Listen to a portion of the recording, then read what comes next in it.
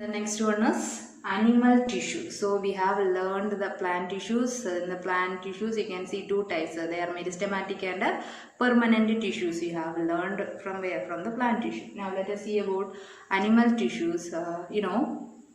Breathing, respiration. It is a vital role for all living organisms, including plants. The respiration, this is the process. It plays an important role for all living organism. It plays a vital role in all living organism. And when we respire, we can feel the movement of our chest, isn't it? We can feel the movement of our lungs. How it happened here? Yes, it is because of a specialized cells that is present in our body. That specialized cells are called muscle cells. They are called muscle cells. So with the help of this muscle cells, the movement that occur in our body. Okay, the movement happened in our body with the help of this muscle cells. And when we breathe in, which gas enter inside our body? Is oxygen. So the oxygen enters inside our body and it reaches to where? It reaches to the lungs, isn't it? Then from the lungs, the oxygen is carried by the blood. Okay, from the lungs, oxygen is carried by the blood, and the blood carried this oxygen as well as the food particles from the body to different parts of our body. Okay, so from the lungs, the blood carry oxygen, and also from the where? From the small intestine it carries the food and it transport it to all parts of the body. Okay, then and also the blood carry the waste substances. It carry the waste substances from where? From the different parts of our body, and then it is disposed to where? It is disposed to the kidney as well as to where? To the liver. So that is the function of blood. So the blood cells as well as muscle cells. These are two types of tissues present in our body. So what are the two types of tissues? Muscle cells as well as blood cells. So here the cells need oxygen. Why do the cells need oxygen?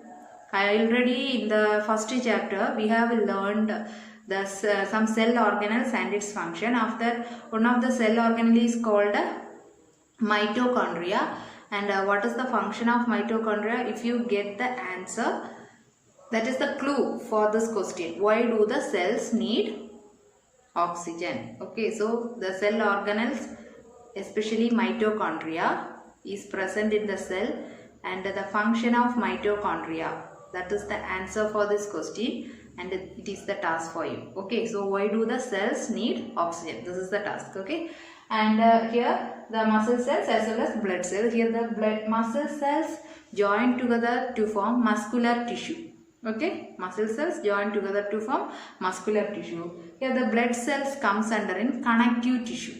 Blood cell is an example for connective tissue. It connects the lungs to different parts of the body, as well as it connects the small intestine to different parts of the body, to connect the liver to different parts. So they are called as the blood cells are called as the connective tissue. Its function is transport of food and oxygen as well as waste material from the body's different parts. They are collecting and transporting. That is the function of blood cells.